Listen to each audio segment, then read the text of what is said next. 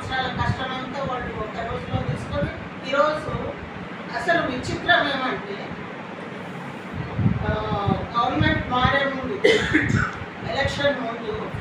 YCP నుంచి టీడీపీలోకి వచ్చినాడు ఒక ఆయన మా నేషనల్ పీపులే దాని పేరు ఏమన్నా ధర్మ వస్తే ఎప్పుడు విష్ణువర్గంలో చేరినాడు ఎలక్షన్స్ ముందు ప్రభుత్వం ఏర్పాటైంది అయిపోయిన తర్వాత ఈరోజు ఆ అబ్బాయి 5 సంవత్సరాలు పని చేయాలా ఏమన్నా వైసీపీ నుంచి వచ్చిన అబ్బాయిని ఈరోజు school committee member chairman committee chairman అంటే ఇన్ని సంవత్సరాలు కష్టపడిన మా కార్యకర్తలకు ఏం న్యాయం చేస్తున్నాను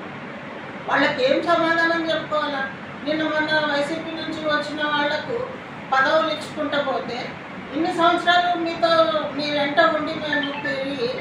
మాకు ఏం పదవులు లేకపోతే మేము ఏం చేయాలో ఎందుకు మీతో తిరగాలి అంటున్నారు మా కార్యకర్తలు ఎదురు ప్రశ్నిస్తున్నారు మీ నుంచి మాకేం లాభం అంటున్నారు కార్యకర్తలకు కనీసం ఒక చిన్న పని కూడా చేయకపోతే వాళ్ళు ఎంత అసంతృప్తితో ఉన్నారు వాళ్ళు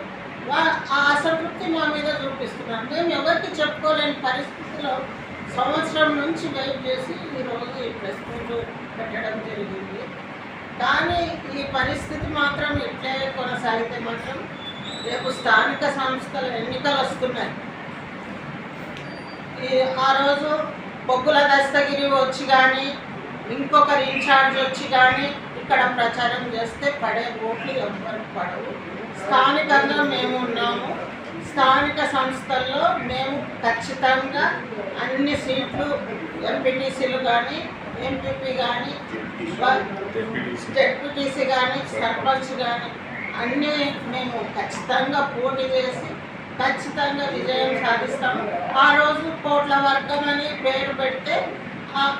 అప్పుడు ఇన్ఛార్జ్ కానీ ఎమ్మెల్యే కానీ సమాధానం చెప్పుకోవాల్సిన అవసరం మేము పార్టీ తరఫున ఆ రోజు పోటీ చేయము మేము సొంతంగానే చేస్తాం